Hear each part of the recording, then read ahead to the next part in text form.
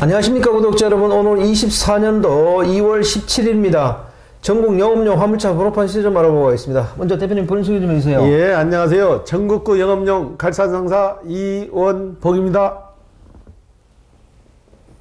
이번 주에 화물차 번호판 시세 변동이 좀 있었습니까? 이번 주 화물차 변동 시세는 없고요. 전주와 동일하게 진행되고 있습니다. 네, 예. 구체적으로 화물차 번호판 시세 좀 알려주십시오. 예. 개인 소형부터 말씀드릴게요. 개인 소형은 1.5톤 이하를 개인 소형이라고 그러는데 전주와 동일하게 2,880만 원에 거래되고 있고요.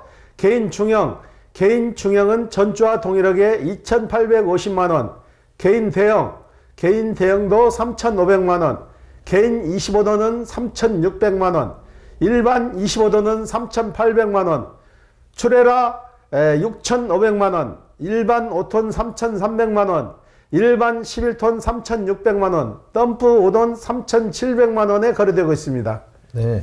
그럼 저번 주하고 변동이 없는 거 아니에요? 네, 저번 주와 동일해요. 예. 그럼 거래는 주로 뭐 개인 소형에서 지금 이루어지고 있는 건가요? 예, 개인 소형이 꾸준히 신차가 많이 나오잖아요. 네. 신차가 나오는 관계로 개인 소형은 꾸준히 그 매매가 이루어지고 있어요. 예. 그럼 이번 주하고 저번 주 거래량 비교 한번 해주십시오. 거래량은 전주나 이번 주나 비슷한데요. 7대 정도.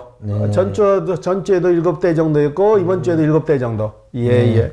그럼 다음 주는 화물차 번호판 시세 전망을 어떻게 보고 계세요? 큰 틀에서 변함은 없고 개인 소형이 약간 시장에서 약간 딸리는 상황이 된 거예요. 개인 소형도 그러고 개인 중형도 그러고 그러니까 소폭에 오르면은 한 20만 원 정도, 30만 원 정도 소폭의 상승이 있을지는 몰라도 지금 추세를 계속 가리라고 봐요. 예. 그러면 24년도 상반기에는 개인 소형이 한 3천만 원 가까이 번호판 시세가 육박할 걸로 보세요? 3천만 원까지는 안 되고 2,900선에서 왔다 갔다 할 것 같아요. 예. 저는 올 여름쯤 되면 한 3천만 원 가까이는 육박할 것 같은 그런 생각이 좀 드는데 경기하고 같이 그렇죠. 경기하고 같이 맞아 떨어져서 돌아가야 되는데 경기는 지금 바닥을 치고 있잖아요. 매스컴에서 나오는 거는 흑자로 돌아섰다고 그러지만은 반도체나 자동차나 흑자지 일반 유통업은 다 내리막길을 타고 있잖아요. 유통이 안 되는데 뭐 특별하게 튀어나갈 게 없는 거죠. 예. 실제로 물동량은 좀 는 건 아니죠? 물동량은 갈수록 더 줄고 있죠. 예. 개인 소형 시장의 물동량은 좀 있는 거고요, 그죠? 개인 소형 물동량은 누누이 얘기지만 본인만 부지런하면은 얼마든지 가능해요. 일이 없어서 못 오는 게 아니고 금액을 따져서 적은 금액으로 일을 안 하니까 일이 없는 거죠. 예. 이번 주에 구매하러 오신 분들 중에 뭐 특징 같은 게 좀 있던가요? 특징은 지금도 마찬가지인데 젊은 사람은 거의 유입이 없고 나이 드시고 명퇴하거나 정년퇴직하신 분들이 주류를 이루고 있어요. 예. 그러면 이번 주 거래건 중에서 기억에 남는 건 있으면 소개 하나 해주세요. 예, 몇 사람 있는데요. 가장 특징적인 거 제가 저번에 한번 말씀드렸는데 개인 택시 2번 팔았다 사시고 화물차 팔았다 사시고 이번에 이분이 급급 만료에도 불구하고 또 1.2톤을 또 사셨어요. 1.2톤을 사셔가지고 다시 이제 일을 하게 됐는데 경기도 사시는 분 76살 먹은 분한테 제가 특별히 부탁을 해서 이분을 맡아가지고 적응할 수 있게끔 선탑을 해주고 당분간 옆에 타고 다니면서 선탑을 할 예정인데 그분이 그렇게 책임을 지고 말씀을 하셨어요. 내가 이분 그 성격 자체를 개조시켜 보겠다. 이분은 헌지는 얼마 안 되는데 굉장히 베테랑이시잖아요. 이분은 하루 평균 일하는 데이터가 우리 사무실 기점으로 해서 이분은 용인 쪽에서 이렇게 짐을 차고 내려와서 인천 쪽에서 와서 다시 차고 올라가는 스타일로 일을 하시는데 평균 하루 매출이 30에서 35만 원을 고정적으로 하시는 분이에요. 젊은 사람이 진짜 본받아야 될 건데 이분도 조만간에 출연을 한번 할 거예요. 출연을 해서 그분의 실전 노하우를 직접 설명을 할 거예요. 제가 간곡히 부탁해서 이분이 이제 오케이를 하셨는데 날짜를 저율질인데 이분이 하셔서 많은 도움이 되실 것 같아요. 우리 구독자 여러분한테. 그럼요. 이분도 확실하게 자기가 책임을 지고 이 사람 적응하게 할 수 있게끔 도와준다고 그랬으니까 한번 지켜봐야 될 것 같아요. 예. 그럼 베테랑 분들의 그 노하우를 구독자분들이 좀 한번 들어볼 필요가 있습니다. 그렇죠. 내가 이러는 방식이고 네. 다른 사람이 이러는 방식이 네. 뭔가 틀렸으면 뭐가 서로가 느낄 수 있을 거 아니에요. 네. 아, 나는 이런 방식이 틀려서 내가 그동안 벌이가 안 됐구나. 아, 이런 방식은 내가 본받아야 되겠다. 그런 게 나올 거 아니에요. 저울질을 하다 보면. 네. 예, 예. 뭐 수입 공개만 하면은 뭐 절대 저런 일이 없다, 믿을 수 없다 이런 게 있는데 실제로 제가 이렇게 확인해 보면 항상 일 잘하시는 분들은 수입이 있어요. 실제로 한 3,400원 버시거든요. 그렇죠. 근데 그걸 잘 안 믿으시더라고요. 본인 기준으로 생각하니까 그래요. 네네. 본인이 일을 쉽게 말해 10만 원 선에 맞춰서 그 금액만 일을 하는데 20만 원, 30만 원 벌었다고 하면은 본인 기준에 벗어나잖아요. 네. 그러니까 그런 자꾸 댓글을 다시는데 그래서 제가 누누이 그 장부도 공개하고 그러잖아요. 네네네. 실제 이러는 사람들 자기 장부 갖고 와서 공개도 하고 그랬잖아요. 네네. 그러니까 열심히 하는 사람은 된다는 얘기죠. 예, 예. 그리고 저번에 대표님께서 화물차 적재함 그 철판 까면 구변해야 된다 그랬잖아요. 예, 예. 거기에 대해서 좀 구독자분들이 이해가 안 되는 부분이 있나 봐요. 거기에 대해서 예. 한번 다시 한번 설명 좀 해주십시오. 예, 예. 저번에 구독자분들께서 그 댓글 달아놓으신 것 때문에 제가 교통안전공단으로 직접 검사소로 통화를 해서 자료를 받았고 인천시로도 건의를 했고 다 해서 제가 자료를 토탈적으로 자료를 정리해 놓은 게 봉고 1.2톤은 철판을 깔게 되면 무조건 구변을 해야 돼요. 네. 거기에 대해서 제가 설명을 드릴게요. 100km 초과했을 때는 검사장에 들어가면은 불합격이에요. 그 규정이 어떻게 되냐? 공차 중량의 3%. 3%를 초과하면은 구변을 해야 된다는 거예요. 플러스 마이너스 60km. 그런데 이게 철판을 깔아주면은 60km가 오버된다고. 철판이 사면이 다 깔리죠. 네. 사면이 다 깔리게 되면은 무조건 1000km가 오버된다고. 네. 오버가 되기 때문에 안 된다는 얘기예요. 검사소에서 그래서 내가 물어봤다고. 철판 2개만 재고 해도 그 키로수가 오버가 안 되는데 왜 그러냐 그랬더만 검사소 가면은 저울이 있대요. 네. 저울에 올라가서 공차 중량을 재다 보면은 실제 나왔을 때 첫 구변을 안 했을 때 중량이 나오잖아요. 재원이. 그 중량에서 철판을 깔고 공구를 싣고 그게 되면 오버가 된다는 얘기예요. 오버가 돼서 검사에 되면 불합격이 나오니까 구변을 해야 된다는 거예요. 법으로 그렇게 됐다고요. 이게 왜 그런 전례가 나왔는 거니? 전에 세월호 있죠. 네. 세월호 사태 났을 때 철판 구변하고 그래서 톤수 계산을 잘못해갖고 배가 그렇게 됐다 해서 그 이유로 나와가지고 이 제재가 됐더라고요. 네.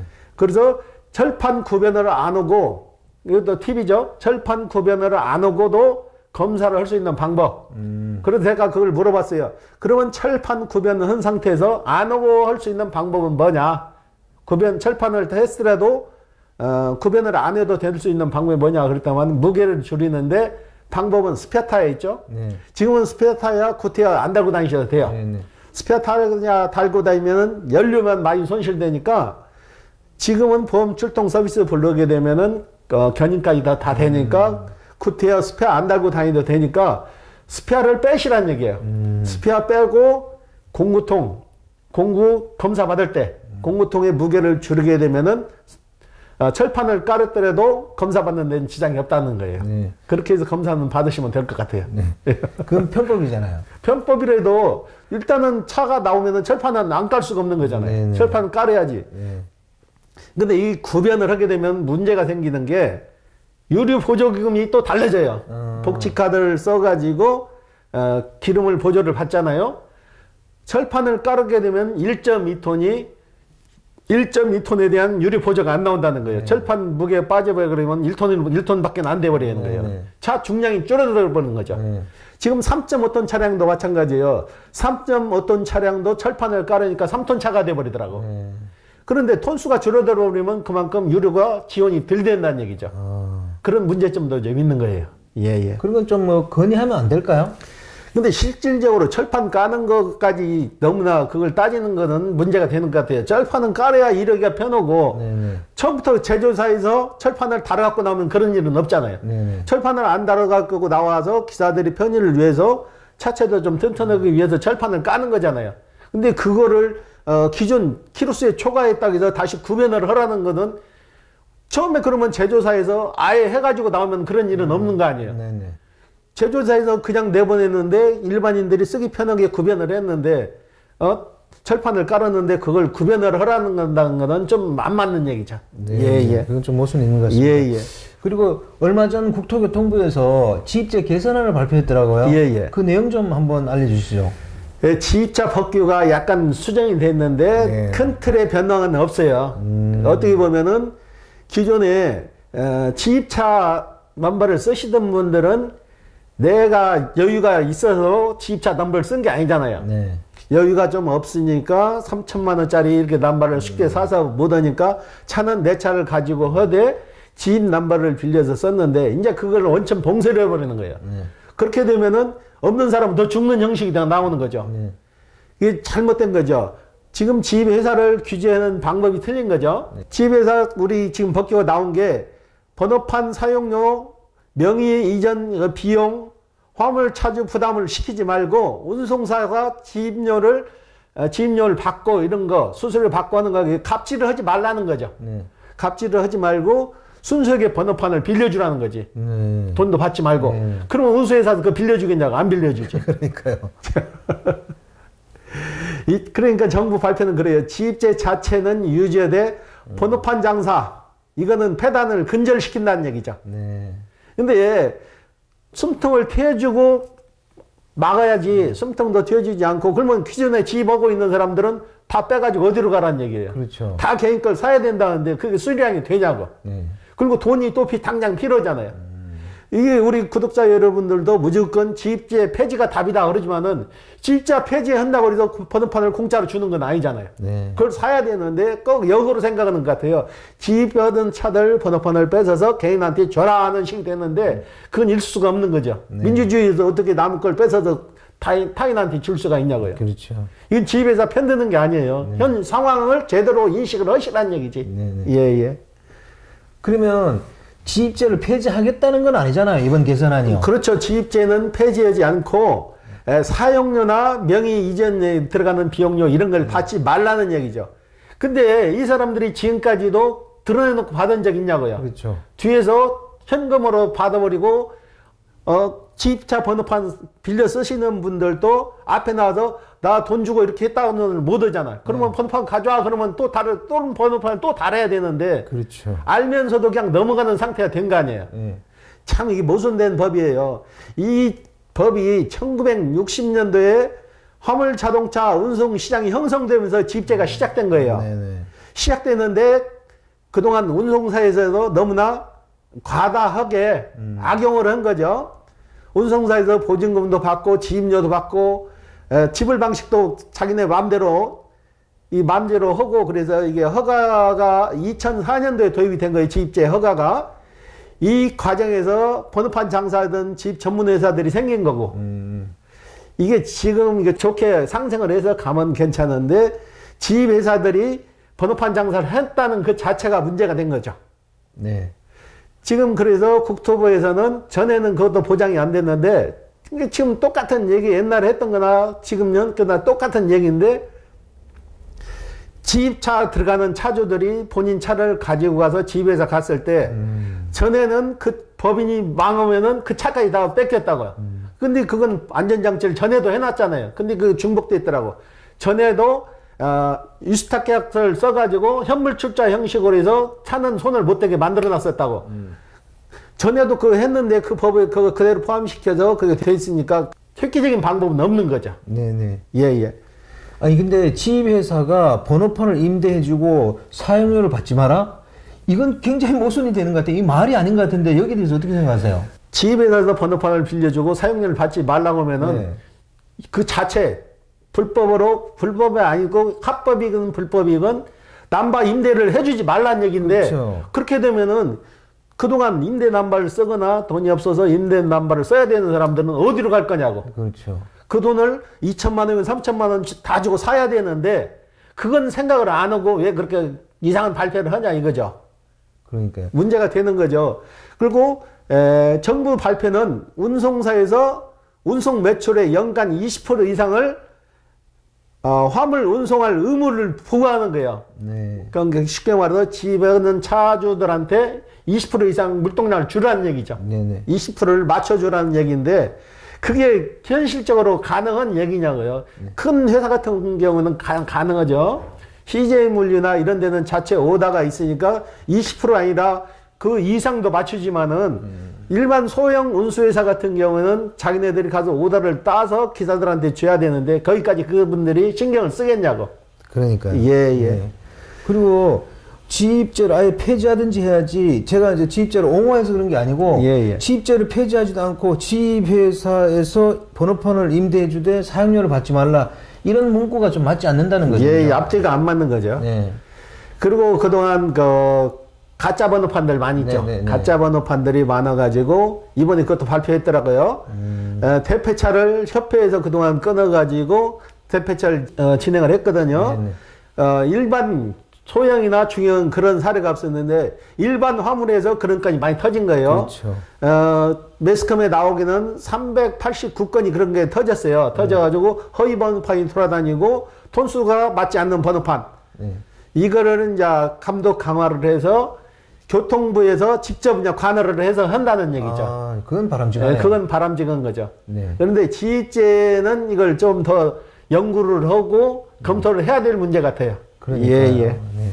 큰 문제입니다. 그러면 화물차 시장에 진입하시는 분들은 일단 뭐 자기가 차를 사서 진입하는 거하고 지입해서 들어가는 거 이렇게 고민할 텐데 대표님 보시기에는 어느 게 좀 낫다고 생각하세요? 돈이 있으면은 당연히 사가지고 개인에 해서 하게 되면 그게 최선의 방법인데 그렇죠. 돈이 없는 사람은 차값만 해도 어기 넘는 차들이 많잖아요. 네네. 그래서 운수회사 번호판을 빌려서 쓰는데 만약에 그걸 다 막아버린다면은 번호판을 사야 된다는 형식이 되잖아요. 네네. 그렇다고 그분들이 운수회사를 설립할 수는 없는 거 아니에요. 그렇죠, 그렇죠. 근데 일정한 지입료는 받되 너무나 편화적으로 하지 말라는 얘기지 그 과정을 집어넣어야 되는데 그 과정은 다 빠지고 지입제 해가지고 너희들 지입료 받지 말고 뭐 하지 마라만 있지 같이 상생을 한다는 얘기는 하나도 없잖아요. 네네. 그게 문제죠. 네. 예, 예. 만약 그렇게 되면 이 지입회사들이 불법적으로나 아니면 편법적으로 뒷돈을 받아버릴 가능성이 또 있거든요. 지금 그래 왔잖아요. 전에도 지입차 불법 사례를 1차 조사하고 2차 조사했을 때 금방 뭐가 달라질 것 같이 나왔잖아요. 네. 장관이 바뀌었을 지금은 희지부지 돼버렸는데 장관이 바뀌자마자 제일 먼저 한 게 그거잖아요. 지입차 차주들 없애고 지입료를 없애고 뭐 어쩌고 했는데 현실적으로 맞지 않는 소리만 했지 제시하는 뭘 어떻게 해서 하겠다는 건 제시안만 나왔지 실제 실행은 하나도 안 되고 희지부지 끝나버렸잖아요. 피해 조사에서 1차 조사하고 2차 조사에서 피해 본들 분들한테 뭔 보상이 이루어지지 않았잖아요. 피해 조사만 했지 그걸로 끝났잖아요.